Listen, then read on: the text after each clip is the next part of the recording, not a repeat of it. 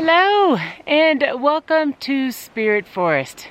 Today I'm going to show you how I process wood. It is a request from our subscriber, Linda R. Here it is, just for you.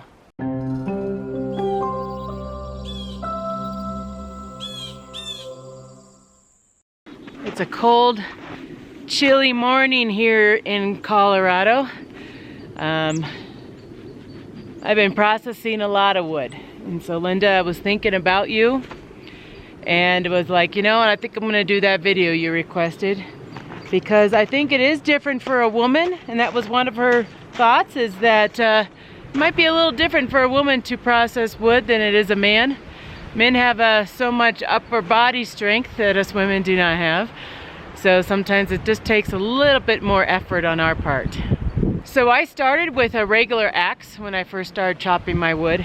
I now have a splitting maul. This one I just purchased. So, well, actually I didn't purchase it. It was my birthday present. These are the type of presents I get for my birthday. I get a splitting maul for my birthday, and I was really excited too, so don't get me wrong, I really like it. That is Rocky that you see behind me, not a long-tailed bear. He wants to know what he's sniffing, the splitting maul. So I was using an axe before, and it was a lot of work using that axe. I am more efficient with the splitting maul, so I do recommend getting one. This is the one that I have. There you go. That is the brand and the type that I have. I think it works for me pretty well. I used it most of yesterday and I'm really not that sore. I thought I was going to be sore, but I'm really not that sore. So it is a little heavy though. So for us ladies out there, might want to hit the gym a little bit. Or just split wood and you'll be good enough. You don't need the gym. Okay, so how I process my wood, first is how I get my wood. There's a couple different ways in which I'd get my wood. I would get it by using a chainsaw, and I would cut it into logs. I've fallen a couple trees here on the property, and so now I have some logs here. Let's see if you could see. Could you? Yeah, you could see it in there. Right there. See all those? So I got a lot of logs. So here's one of them. Now just so you know, the wood that I have here is aspen. And aspen is, my lips are getting frozen. It's really cold here, you guys. It's like 15 degrees. Aspen is a softwood, so if you're first starting out, I probably recommend going with the softwood because then you'll be more successful. And then as you get stronger and stronger, then move over to the harder woods. All I have here is aspen, so I'm just sticking with aspen. If I could get some oak, I would want some oak because that would stay burning for a long time. So, but all I have is aspen, so that's what I'm going to show you is aspen. So this was cut by a chainsaw. I have another one over here I want to show you. If you don't have a chainsaw, I don't recommend getting a saw out and trying to saw something that's really thick like that. I might go as thick as this with just a saw, but I'm telling you, that is a lot of work. So a chainsaw it's a crucial tool. It is really, it's got to be part of your gear if this is what you want to do. And you got to learn how to run a chainsaw, ladies. You just do, you know, just like me. I had to learn how to run one. So so this is one that I would get, you know, depending on what kind of fire you want. You didn't ask about fire, so I'm just showing you how I process my wood, possibly to make a fire. So I do a lot of videos on me making a fire that you could check those out. But what I'm going to do is I'm going to use this my new splitting maul, and you can kind of see how it goes. Now, I did notice that when a man used my splitting maul, they were still more successful than myself. But that's okay. That's okay. There's times I'm not the best at it, and but it's fun. I enjoy doing it.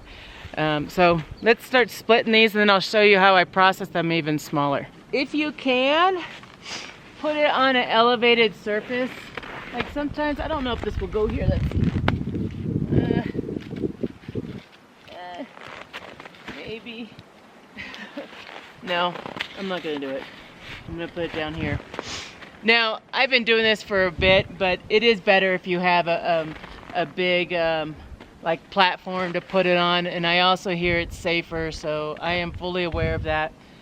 I am going to aim towards the middle. Hopefully I hit towards the middle, and I'm going to aim between my legs too, so in case, the biggest thing is that you don't want it coming down and splitting yourself. So I'm going to aim right towards the middle, which is also going to be right between my legs, okay?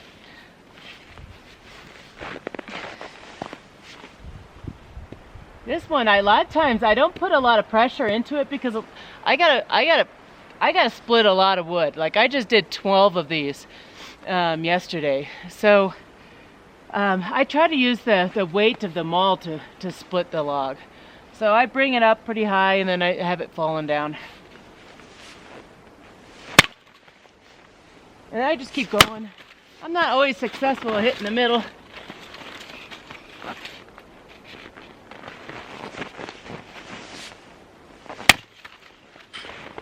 With my little stove, depending on the size stove you have, I have to go into even smaller pieces than this. Oops. This one's kind of rotted. You can kind of see it's kind of rotted.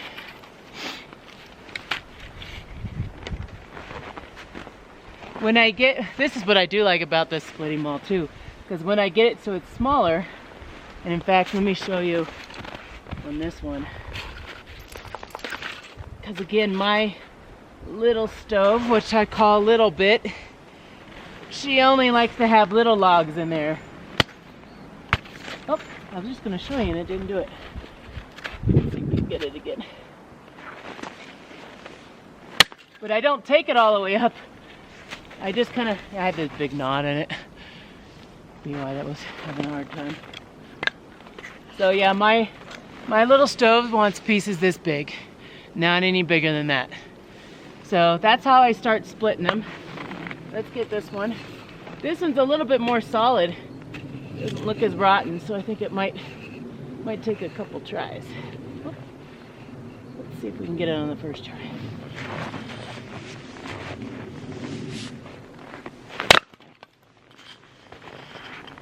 I seem to always clip them. I'm not getting in the middle. I think it just takes a lot of practice. This is new for me. I only had it like a month and a half. So it does swing different than my axe. And I'm really used to my axe.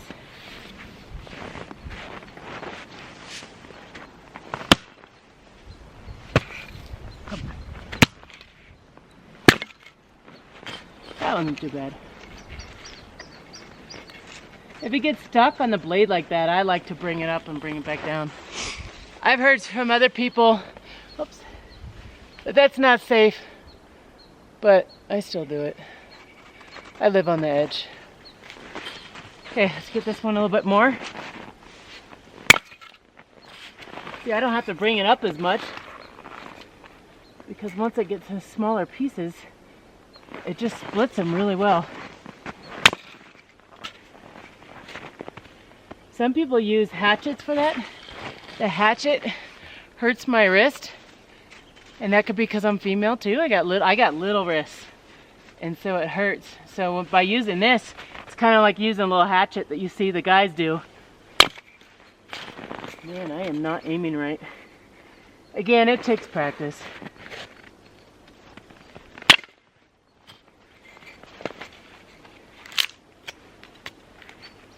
But this is how I see the guys do it with the hatchet. I've tried it with the hatchet. Again, it hurts. So after I get them in kind of smaller pieces that my stove can handle, I might process it a little bit more. I might do some feather sticks with them. And I would do some little small sticks if I can't find small sticks that are dry. Like right now, there's just snow on everything. So I did that in my my Viking tent video, you'll see how I was batoning some wood. So I'm going to show you just a quick feather stick because I think that's part of processing my wood. And then I'm also going to show you a baton, and then I'll end the video there. And I hope, Linda, that gives you enough information that you're looking for. If you want any more information on that or anything in particular, just let me know. Just send me an email or comment. I read all the comments on my videos, so just do either of those. Okay, let's. I'm gonna go get my knife because that's the next part of processing my wood.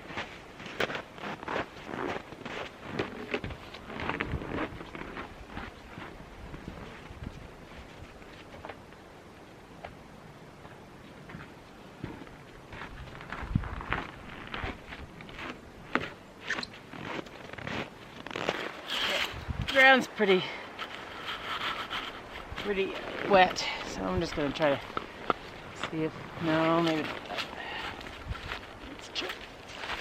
And of course I already just put my knee in it. There we go. I'm just gonna get comfortable is all I'm gonna do. Okay, let's try that feather stick first. I grabbed one of the small sticks that I have here. Just gonna cut it to be a little bit smaller. This is one of my new knives I got that I will be talking about. It's a bushcraft knife. This is a custom knife made for me, but if you want your own knife, I would probably recommend just getting a Mora. Mora Black is my favorite. Okay, I'm just gonna baton this one it's just gonna go in the ground, isn't it? See if I can get it on a harder surface there. I'm just trying to get it to be more of a stick-like. It kind of looks like that. Okay, to do a feather stick, and I know I'm wearing some really big gloves, but again, I don't want to freeze my hands. You hold a knife like you're holding a hammer. That's how you hold your bushcraft knife. To do a feather stick, you just slightly go down. It does take practice. But every lady that's in one of my wilderness classes, they end up getting it pretty fast. You just slowly go down. Now your knife needs to be really sharp. Don't buy one of those cheap $13 knives, and that's including the Mora $13 knife. I don't remember what that one is called.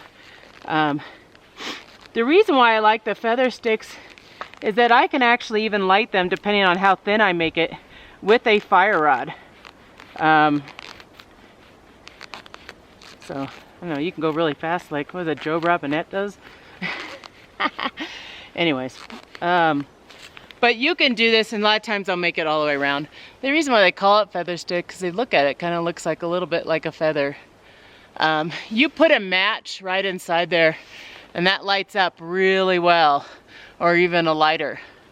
So you can make a couple of these and put it in with your tinder bundle, and you got a pretty solid fire. So that is part of my way of processing my wood. Really easy, doesn't take a lot of strength for this. So any lady can do this. Actually, my daughter did it when she was about 9 years old. My kids have been doing it. So practice those. It's actually a lot of fun to do that. Okay, I just kind of showed you batoning, but I'm just going to show you again really fast. Oh, this is really twisted. Look at that sucker. I'm trying to look for one that's straight. It's better to do one that's straight. My aspen here, this one's really tall. You really kind of want a shorter one. Sometimes when you cut your logs, don't cut them really long, ladies, because that makes it a lot more work for you. I didn't know that when I was first using the chainsaw and cutting up my trees. So I got some logs that are pretty long that are very hard for me to split up. So make your logs small. Okay, so to baton, again, you want to be safe. You're holding it. I'm right-handed, but I like to baton with my right hand. I'm holding it like I do a hammer.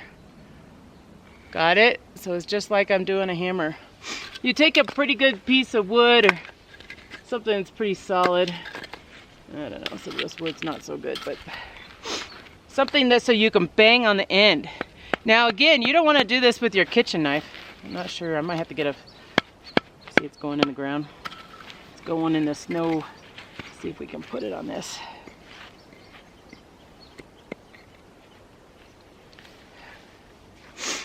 You don't want to do this with your kitchen knife, ladies. Ladies, you do not want to do this with your kitchen knife. You want to make sure that you actually have a bushcraft knife in order to do this. If you don't have a bushcraft knife, do not do this. Do not do this with a pocket knife either. Make sure it's a full tang, which means the blade goes all the way across into the handle. And I can show you that once I finish this part. So my purpose is to make these even smaller pieces. Oh, this is that's too big. I can't wrap my hand around it. And see, ladies, we got small hands. I need a smaller one. What you want to do is see how it's coming through. Again, my wood's pretty twisted, so if you don't have twisted wood, you'll make a nice clean split. Right now, it's just going to probably split right here. But this is something you can put in your fire. So I was able to get this little piece off, and that's really what I'm looking for. So I'll process a bunch of little pieces to put around my my bird's nest where I light my fire. So I process a bunch of these, and I'll just keep doing it till I get about 12 of them is what I do. Okay, this knife is really dirty because I've been working with it this is the first weekend I'm working with it, and so I apologize for the dirty knife. But let me show you. A full tang means that the knife is going to go all the way up until the handle. Sometimes you'll see the knife goes in and stops about right there. You don't want to use that kind of knife when you're batoning. You're going to break the knife. My knives that I get and that I buy are meant to be used. I abuse them. I use them. You know, I can always get another knife. But your knife, to me, is your #1 tool. So have it be a good one. Don't go cheap on it. Okay. Again, I'm going to talk about this knife in one of my videos if you want to know some more information on it. I'm ordering some custom knives, and the knife maker keeps sending me samples, I think. Linda, I hope that answers a lot of questions that you were asking regarding how I process my wood. If you have something in particular that you want me to go over, let me know, but that's pretty much how I do it. If you are using just a saw, just keep in mind that that takes a lot of work, a lot of energy. So you might have to only cut a couple, and then you might need a break or something. So my dog he's wanting loves right now. I'm talking on a film. Why don't you go lay down in your bed? Yeah, go in your bed. If any of you want to know something that I do here, you have any questions, please let me know. Leave a comment below or go to my website, which is spiritforestbear.com, and you can send me an email or a request for a video, and I'll do that. And I hope to see you guys on the next video. Bye-bye.